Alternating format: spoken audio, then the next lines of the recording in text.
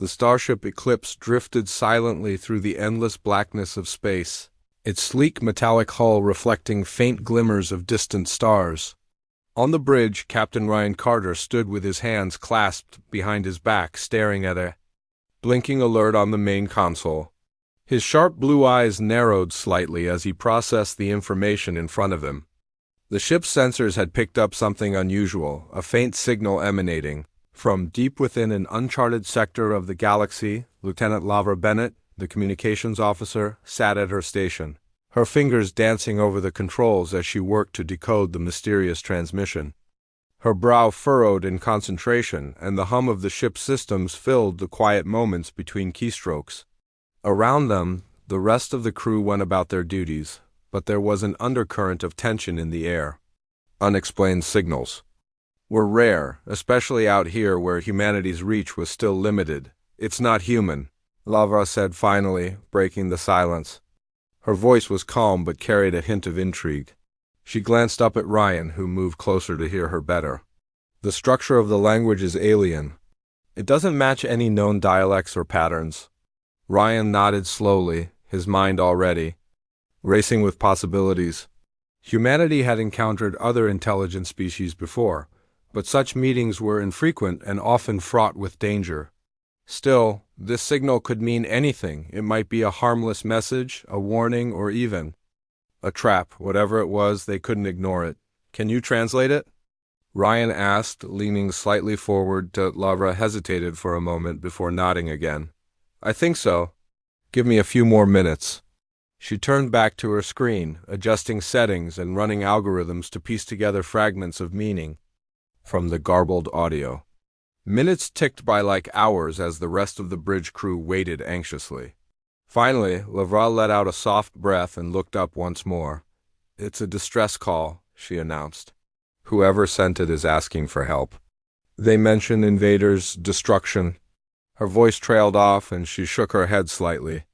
"It's hard to make out everything, but it sounds urgent." Ryan straightened up, his expression grim. "Protocol dictated that they respond to any plea for assistance, no matter how risky it might be.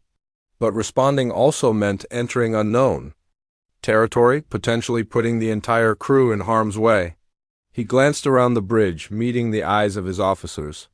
Each one seemed to understand the gravity of the situation without needing words.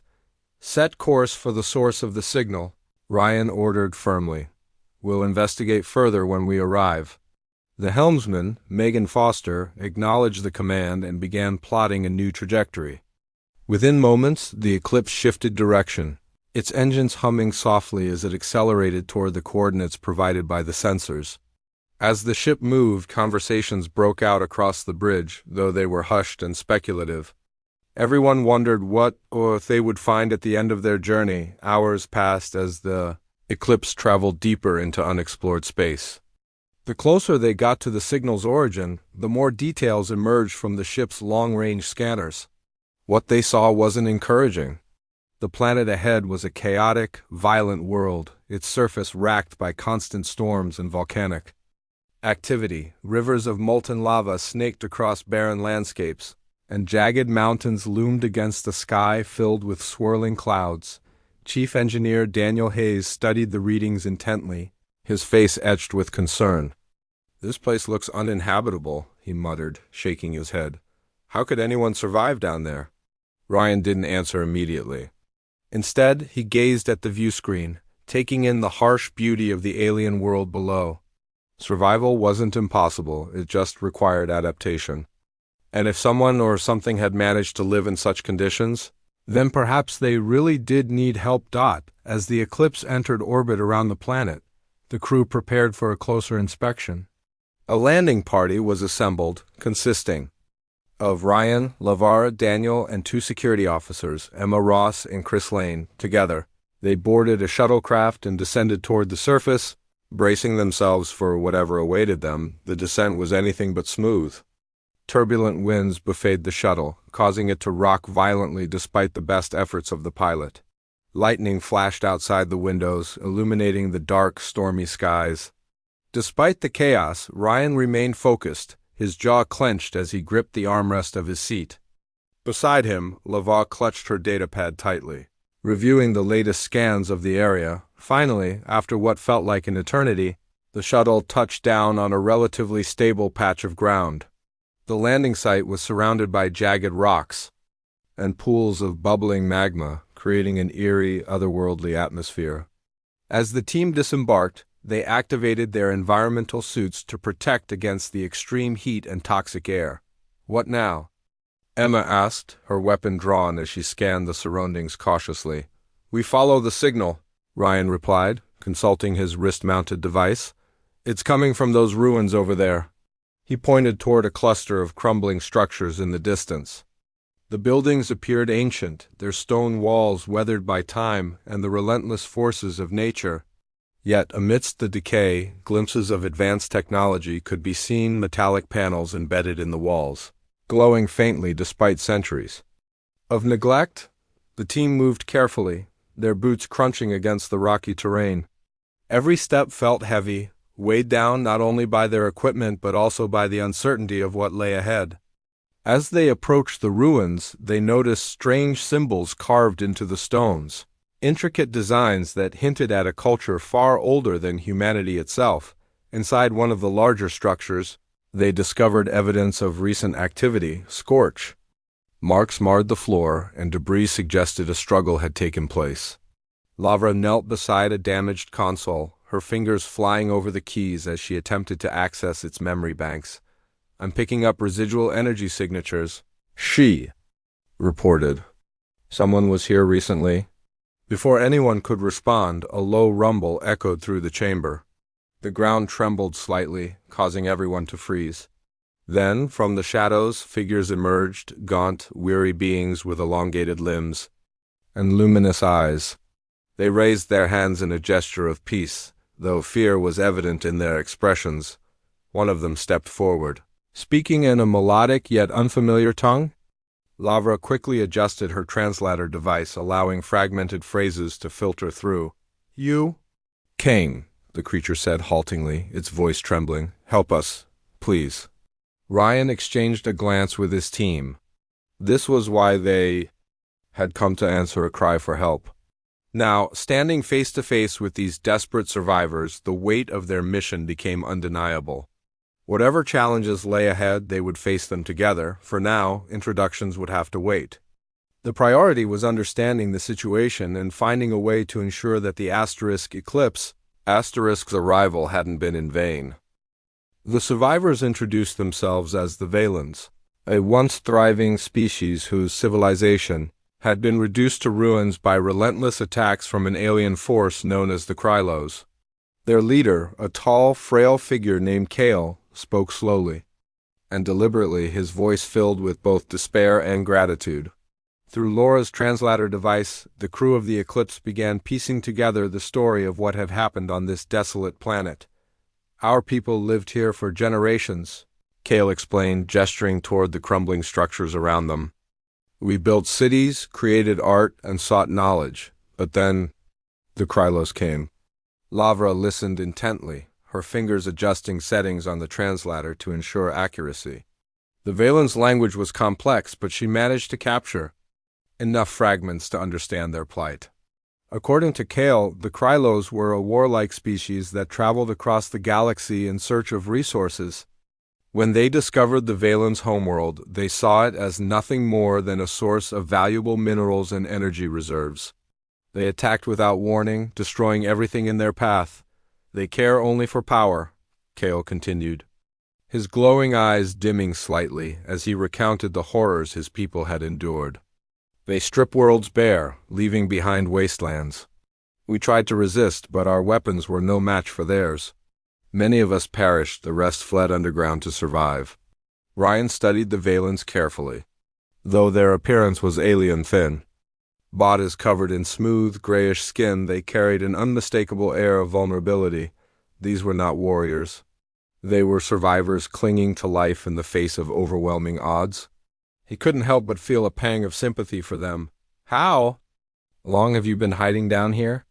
Ryan asked, his tone gentle yet firm. "Many cycles," Kale replied. "Time is difficult to measure when you live in fear. But recently we grew desperate. Our supplies are nearly gone, and the Krylos have begun digging into the earth. If they find us... His voice trailed off, but the implication was clear. Emma shifted uncomfortably beside Chris, her weapon still at the ready. So, you sent out that distress signal hoping someone would come save you? Kale nodded solemnly. We did not expect anyone to hear it. Your arrival is unexpected. Daniel crouched near one of the damaged consoles, examining its intricate design. This tech looks advanced, he observed aloud. If you're so advanced, why didn't you use your technology to fight back? Kale sighed deeply, his shoulders slumping. Our machines were designed for creation, not destruction. The Krylos destroyed most of our infrastructure before we could adapt.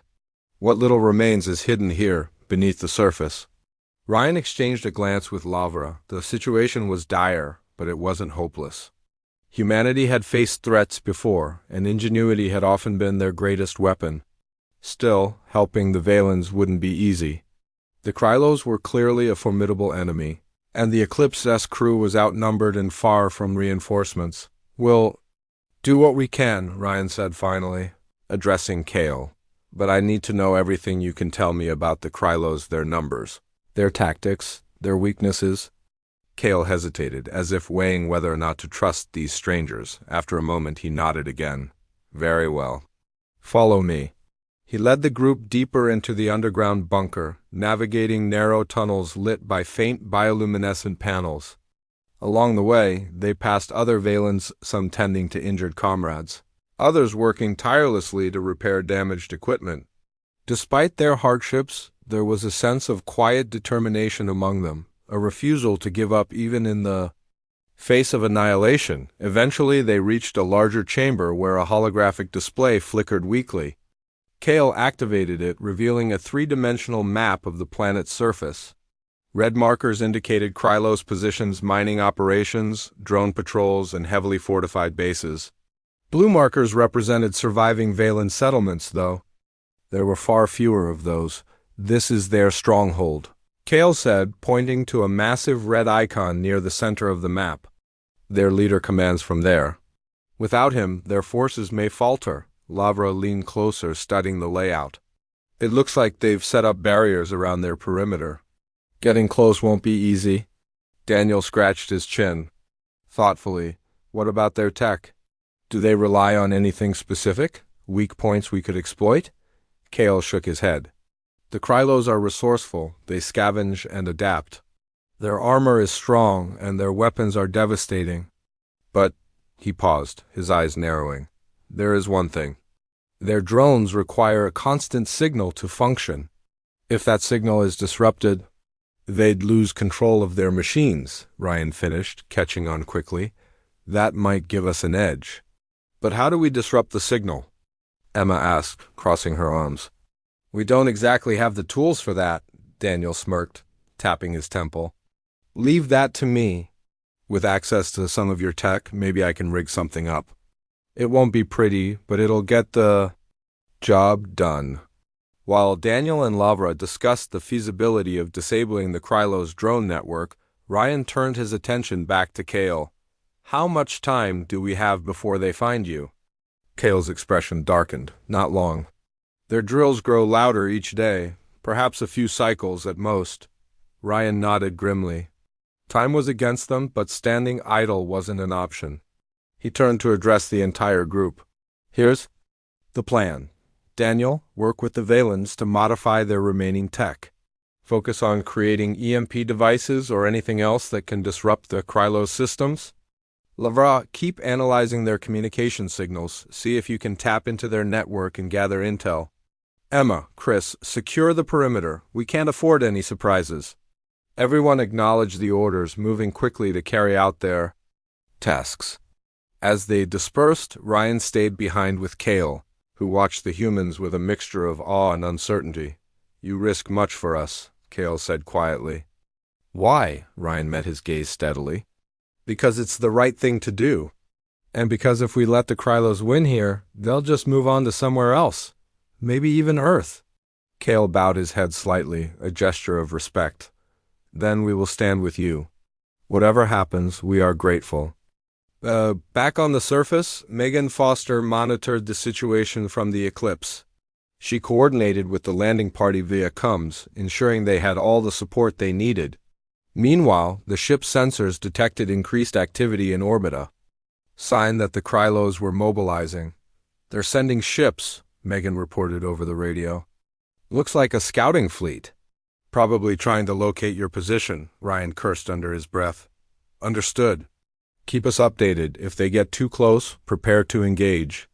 "Yes, sir," Megan replied, her tone steady despite the tension. Down. In the bunker, Daniel worked tirelessly alongside a team of Valen engineers. Together they dismantled old machinery, salvaging parts to build makeshift weapons. One of the Valens, a young female named Nira, proved particularly skilled at reverse engineering. Her delicate hands moved with precision as she helped Daniel assemble an EMP emitter capable of short-circuiting the Krylos drones. "This should do the trick," Daniel said, holding up the device proudly. "Just point and shoot. Should knock out anything electronic within range." Nira tilted her head curiously. "Your methods are unconventional, but effective," Daniel grinned. "Sometimes messy works better than perfect."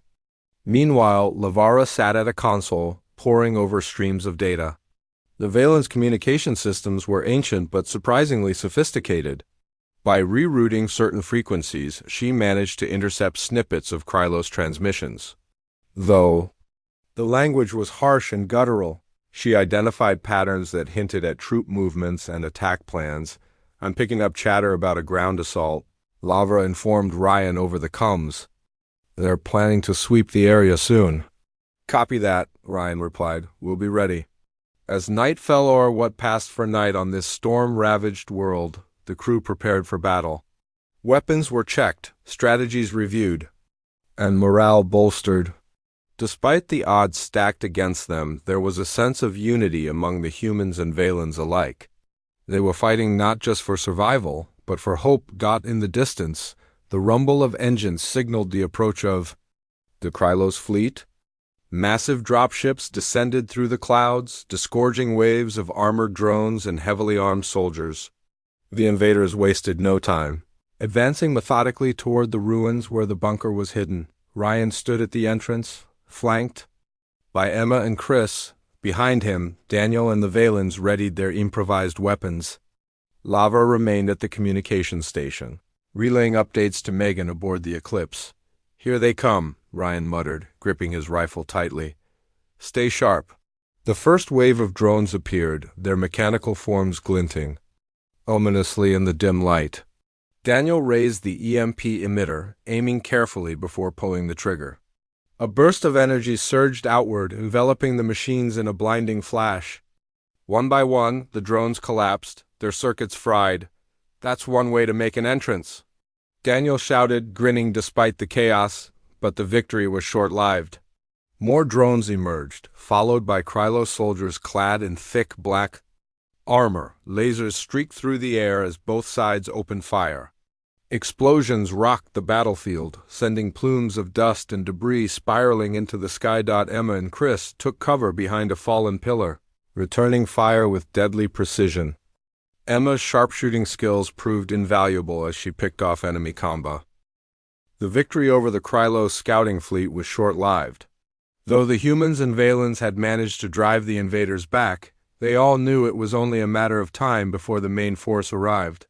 The Krylos weren't known for giving up easily, and their resources were vast. Ryan Carter stood in the bunker's central chamber, his mind racing as he considered their next move.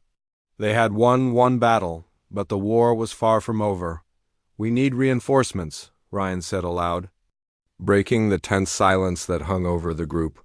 "If we're going to stand a chance against the full invasion force, we can't do this alone." Lavra Bennett nodded in agreement, her fingers still hovering over the console where she had been monitoring communications. "I've already sent a message to Fleet Command, but it'll take days, maybe weeks, for them to send help. Even then, there's no guarantee they'll arrive in time." Daniel Hayes, who was busy tinkering with another EMP device, looked up from his work. "So what's the plan until then? We can't just sit here and wait for the Krylos to come knocking." Ryan crossed his arms, his expression thoughtful. We prepare. We fortify this place, use whatever tech we have left to make it harder for them to attack, and we find allies. Allies? Emma Ross asked, raising an eyebrow. Who are you thinking of? The colonies nearby? Ryan replied. There are human settlements not too far from here, and if we can convince them to join us, we might stand a better chance. The Krylos aren't just a threat to the Valens, they're a threat to everyone in this sector. Chris Lane, who had been tending to some minor injuries sustained during the fight, spoke up. It's risky. Those colonies might not want to get involved. People like to stay out of trouble when they can. Ryan gave him a firm look. They won't have a choice. If the Krylos win here, they'll move on to those colonies next. It's in their best interest to help us now while they still can. Kale, the Valen leader, stepped forward, his glowing eyes filled with determination. We will assist however we can. Our people may not be warriors, but we can contribute in other ways. Our knowledge of this planet, our remaining technology, is yours to use. Ryan nodded gratefully. Thank you, Kale. Your help means a lot. But we'll also need your people to stay safe. If the Krylos return in greater numbers, we'll need to evacuate as many of you as possible. Kale bowed slightly, a gesture of respect. We understand. Our survival depends on working together. Over the next few days, the crew of the Eclipse worked tirelessly alongside the Valens to strengthen their defenses. Daniel led the effort to modify more of the Valens' ancient machinery, turning it into weapons and tools that could give them an edge in battle. With Nira's help, he managed to create several portable EMP devices, each capable of disabling Krylos drones within a wide radius. He also rigged traps around the perimeter of the bunker, using leftover explosives and scrap metal to create makeshift barriers. Meanwhile, Lavra focused on improving their communication systems. She spent hours poring over data, fine-tuning the frequency disruptors she had used to confuse the Krylos command network during the previous battle. Her goal was to ensure they could repeat that success on a larger scale, potentially crippling the invaders' ability to coordinate their forces. Emma and Chris took charge of training the Valens in basic combat tactics. While the aliens weren't natural fighters, they proved eager to learn. Using simple drills and exercises, Emma taught them how to aim and fire blaster rifles salvaged from fallen Krylos soldiers. Chris emphasized teamwork and strategy, showing them how to cover each other and retreat safely when outnumbered. Back aboard the Eclipse, Megan Foster coordinated with nearby colonies, sending out urgent messages explaining the situation. At first, responses were slow and hesitant. Many settlers feared retaliation from the Krylos if they got involved. But Megan didn't give up. She highlighted the stakes, emphasizing that the Krylos wouldn't stop at one planet, they would keep expanding until there was nothing left to conquer. Eventually, her persistence paid off. A small coalition began to form, consisting of 3 nearby colonies willing to lend support. Ships carrying supplies, volunteers, and additional weapons set course for the Deathworld, though they wouldn't arrive for several more days. Until then, the defenders were on their own. As preparations continued, tensions ran high. Everyone knew the clock was ticking. The Krylos hadn't launched another attack yet, but their presence loomed large in orbit. Sensors detected increased activity aboard their ships, suggesting they were planning something big. Ryan held daily briefings with his team and the Valens, updating them on developments and ensuring morale remained strong. One evening, after a particularly grueling day of work, Ryan found himself sitting alone near the entrance of the bunker. The storms outside raged on, lightning illuminating the jagged landscape. He stared out at the chaos, feeling the weight of responsibility pressing down on him. You should rest, a voice said softly behind him. Ryan turned to see Lavra approaching, holding 2 steaming cups of synthetic coffee. She handed one to him and sat down beside him, pulling her knees to her chest. Thanks, Ryan said, taking a sip. The bitter liquid warmed him slightly, though it did little to ease the tension in his shoulders. You've been pushing yourself too hard, Lavra said gently. You can't do everything alone, you know. I'm not trying to, Ryan replied. But every decision I make affects everyone here, the crew, the Valens, the colonies. If I mess up, you won't, Lavra interrupted firmly. You're a good leader, Ryan. You've kept us alive this long, and you'll keep us alive until reinforcements arrive. Trust me and trust the team. Ryan sighed, glancing at her briefly before returning his gaze to the horizon. I just wish I had more answers, more time, Lavra smiled faintly. We'll figure it out together. Her words brought a small measure of comfort, and Ryan felt some of the pressure lift. He wasn't alone in this fight. He had a crew that trusted him, allies who believed in him, and a cause worth fighting for.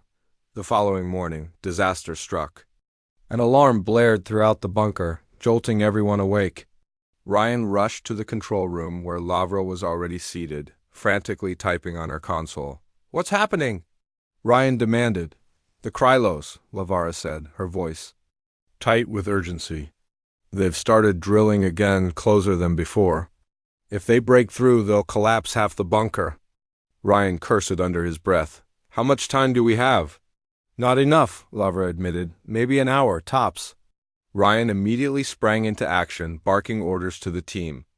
Daniel, reinforce the walls near the drill site. Use whatever materials you can find.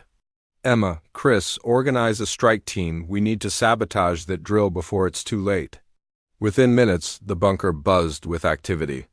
Daniel and a group of Valens hurried to shore up the weakest sections of the structure, welding metal plates and stacking debris to prevent cave-ins.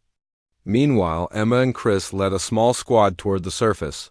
Armed with explosives and empty vices, the journey to the drill site was perilous. The ground trembled constantly, and the air grew hotter with each step. When they finally reached their destination, they found a massive Krylos machine burrowing deep into the earth, its mechanical limbs pounding relentlessly against the rock. Set the charges, Emma ordered, taking cover behind a boulder as Krylos drones patrolled the area. Chris and the others moved quickly, planting explosives at strategic points along the drill's base. The noise from the machine drowned out most sounds, allowing the team to work undetected for now. Just as they finished setting the last charge, a loud screech echoed through the air. A group of Krylos soldiers emerged from the shadows, their weapons trained on the intruders. Cover me, Emma shouted, firing her rifle as she sprinted toward the detonator. Chris and the others returned fire, creating a diversion that allowed Emma to reach the device. With a deep breath, she slammed her hand down on the trigger. A deafening explosion rocked the area, sending chunks of debris flying in every direction. The drill shuddered violently before collapsing in on itself. Its relentless assault finally halted Dot, but the victory came at a cost. Several members of the strike team were injured, and one Valen volunteer had been killed.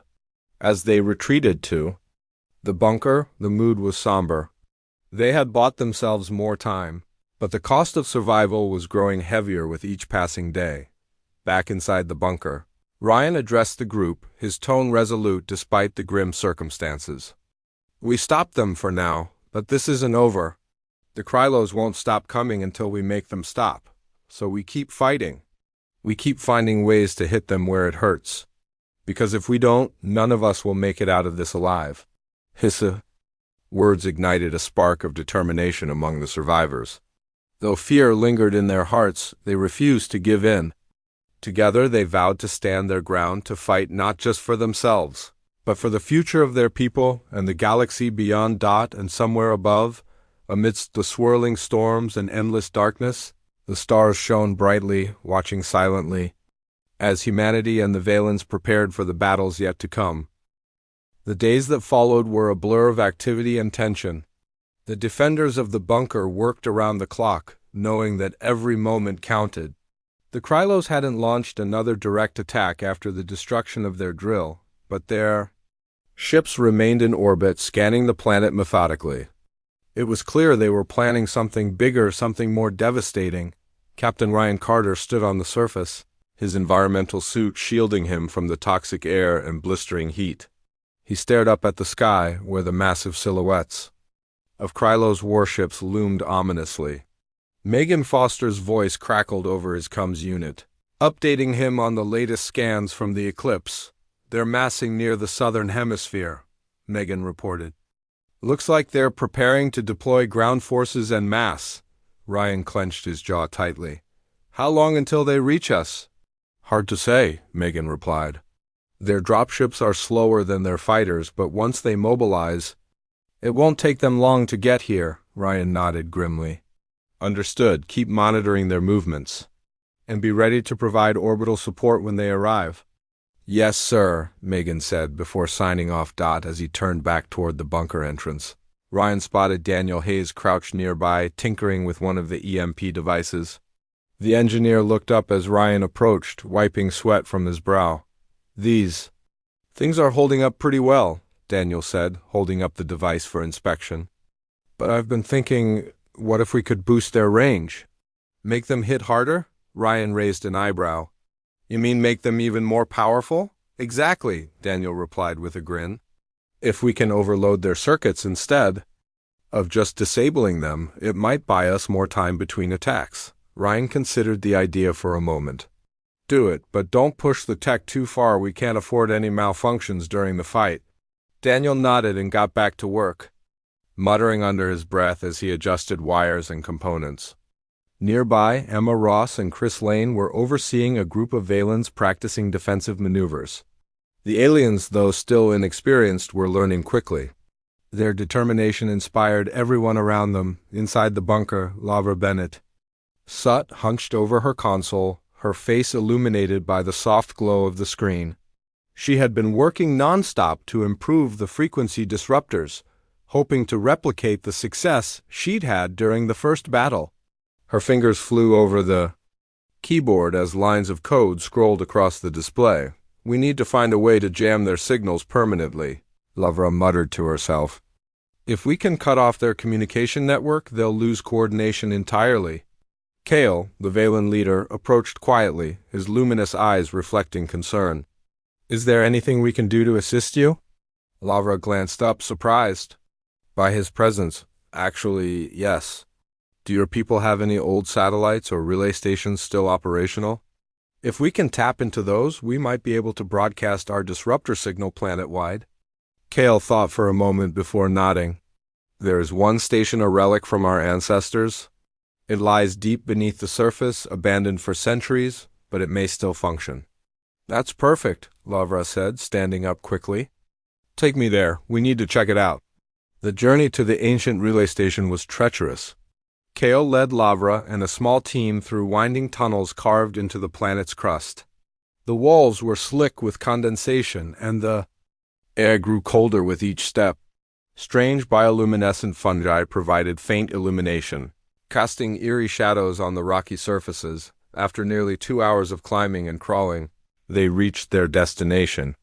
The relay station was a massive chamber filled with towering machinery, its design both intricate and alien. Dust-covered panels lined the walls, and cables snaked across the floor like veins.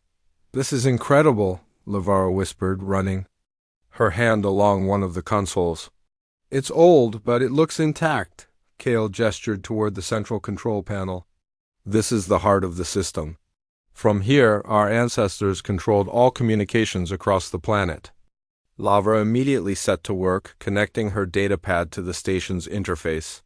With Kale's guidance, she managed to reactivate the dormant systems.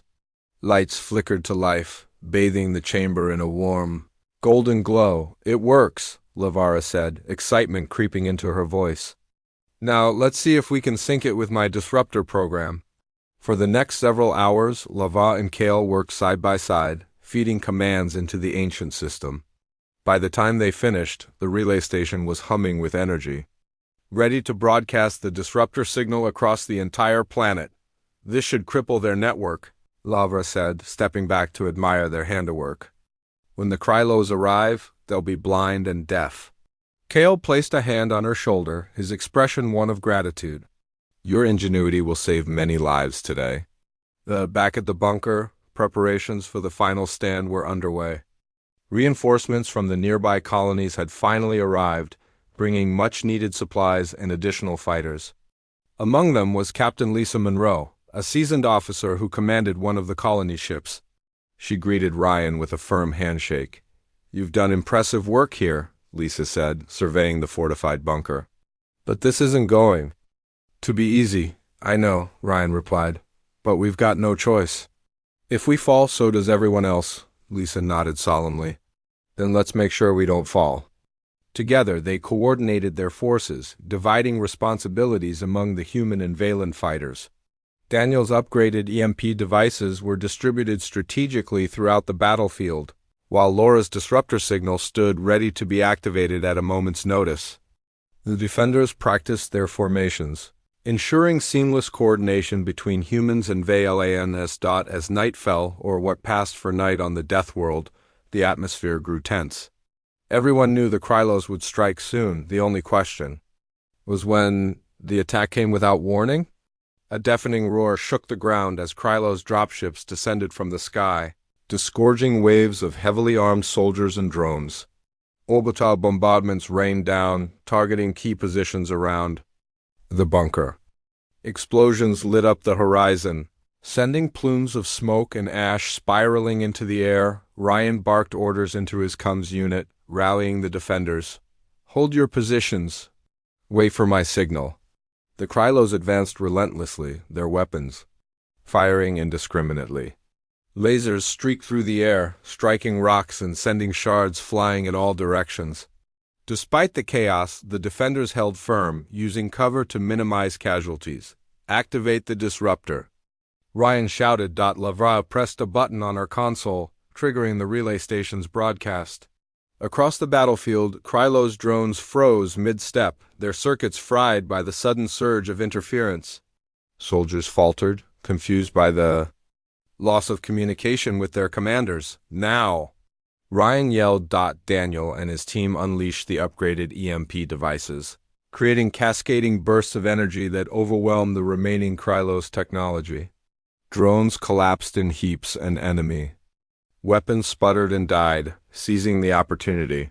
Emma and Chris led a counterattack, charging forward with blasters blazing. Behind them, Valen volunteers followed, their newfound combat skills paying off as they took down stunned Krylos soldiers. Above, Megan Foster unleashed the full firepower of the Eclipse, targeting Krylos dropships and orbital platforms. Laser beams sliced through the darkness, obliterating enemy vessels and scattering their forces. Captain Lisa Monroe's ship joined the fray, adding its own barrage of missiles and torpedoes to the assault. The tide of the battle began to turn.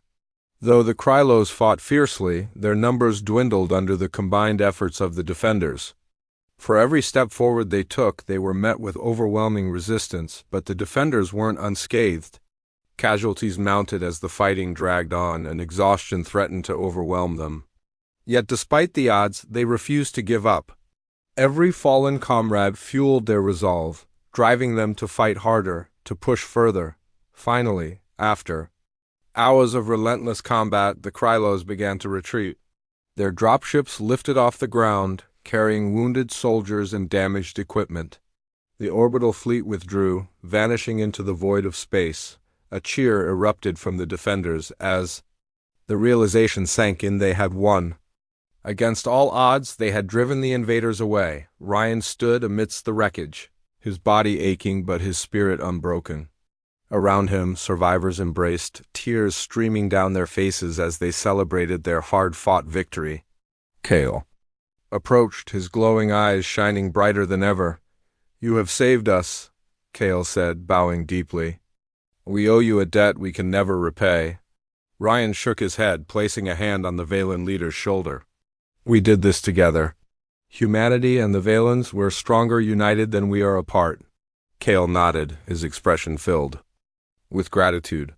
"Then let this be the beginning of a new alliance. Together we will rebuild not just our world, but the hope of the galaxy." As the sun rose over the battered landscape, casting light on the scars of battle, Ryan felt a sense of pride swell within him. They had faced impossible odds and emerged victorious. The road ahead would be long and difficult, but for the first time in days, there was hope. And somewhere beyond the storms and lava rivers, the stars shone brightly, watching silently as humanity and the Valens prepared to forge a new future together. The victory over the Krylos was a moment of triumph, but it came at a heavy cost. The battlefield was littered with debris, burnt-out drones, shattered weapons, and the bodies of fallen fighters. Both humans and Valens mourned their losses, their faces etched with sorrow as they gathered to honor those who had given their lives in the fight.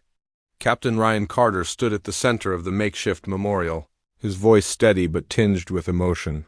"We lost good people today," Ryan began, addressing the crowd of survivors. "But because of their courage, we survived. Because of their sacrifice, we have a chance to rebuild. Let's not forget what they did for us, and let's make sure their deaths weren't in vain." Kale, the Valen leader, stepped forward to join him. His glowing eyes reflected both pain and determination as he spoke. "Our people have suffered greatly, but we are still here. Together we will heal our world and ensure that no one else suffers as we have." As the ceremony ended, the survivors returned to the task of cleaning up the aftermath. The bunker, though battered, remained intact, providing shelter for the wounded and a base of operations for recovery efforts. Lavra Bennett worked tirelessly to restore power to damaged systems, while Daniel Hayes scavenged parts from destroyed Krylos equipment to repair tools and weapons. Emma Ross and Chris Lane organized patrols to monitor the surrounding area, ensuring the Krylos didn't return. Unexpectedly, despite the exhaustion weighing on everyone, there was a sense of purpose in the air. They had fought together, bled together, and now they would rebuild together. For the first time in weeks, hope seemed possible. On board the Eclipse, Megan Foster coordinated with Fleet Command, relaying details of the battle and requesting additional support. Reinforcements were already en route, bringing medical supplies, engineers, and food to aid in the recovery process. Captain Lisa Monroe, whose colony ship had played a crucial role in the fight, volunteered her crew to assist with reconstruction efforts. Her presence was a reminder that humanity's reach extended beyond Earth and that cooperation between colonies could achieve great things. Ryan met with Lisa and other leaders aboard the Eclipse to discuss the next steps. "The Krylos won't stay away forever," Ryan said, his tone serious. "They'll regroup and come back stronger." "We need to prepare for that," Lisa nodded in agreement. "We also need to warn other colonies about the threat. If the Krylos decide to expand their operations, no one will be safe." Ryan turned to Megan, who was seated nearby. "Send out a message to every human settlement in the sector. Share everything we've learned about the Krylos, their tactics, their weaknesses, and how we defeated them. Knowledge is our best weapon. Right now." Megan acknowledged the order and set to work drafting the transmission. Meanwhile, Ryan addressed another pressing issue, forming a lasting alliance with the Valens. "We owe the Valens our lives," Ryan said, looking around the table. "Without their help, we wouldn't have stood a chance against the Krylos. I think it's time we formalized our partnership not just for defense but for mutual benefit." Lisa smiled faintly. "A united front makes us stronger. Besides, the Valens have knowledge and technology we can learn from. Maybe they can teach us how to survive in environments like this." Ryan nodded. "Exactly. And maybe we can share some of our own advancements with them. It's a two-way street." Back on the surface, Kale welcomed the idea of an alliance enthusiastically. He gathered his people in the central chamber of the bunker, explaining the proposal in simple terms. "These humans risked everything to help us," Kale said, his voice resonating with conviction. "Now they offer us a chance to stand side by side, not just as allies but as equals. Together we can create something greater than either of us could alone." The Valens murmured their approval, many nodding in agreement. They understood the importance of unity, especially in the face of such a dangerous enemy. Mira, the young Valen engineer who had worked closely with Daniel, stepped forward to express her thoughts. "Working with the humans has shown us that we are capable of more than survival," Nira said softly. "We can innovate, adapt, and grow. This alliance gives us hope not just for today, but for tomorrow." With the decision made, Kale invited Ryan and his team to tour the Valens archives. Hidden deep within the underground bunker, the archives contained centuries of knowledge preserved in holographic records and data crystals. Lavra was awestruck as she explored the ancient library, discovering designs for advanced machinery, maps of distant star systems, and insights into the Valen's history. "This is incredible," Lavra said, her eyes wide with wonder. "If we can study this, we might find ways to protect ourselves from threats like the Krylos. There's so much potential here." Ryan placed a hand on her shoulder, smiling faintly. "It's not just about protection. This knowledge could change the way we interact with the galaxy. Imagine what we could accomplish if we combined human ingenuity with Valen wisdom."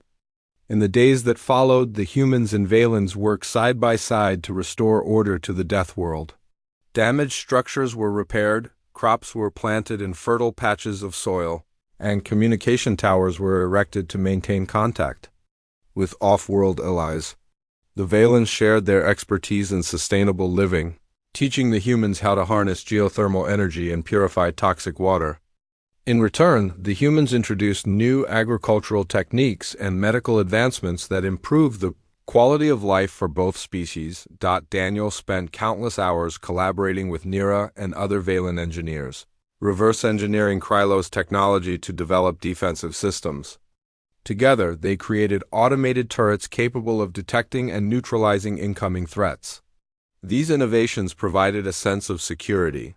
Knowing that the planet was better prepared for future attacks, Lavra continued to analyze the Valens' archives, uncovering secrets that hinted at the existence of other civilizations scattered across the galaxy.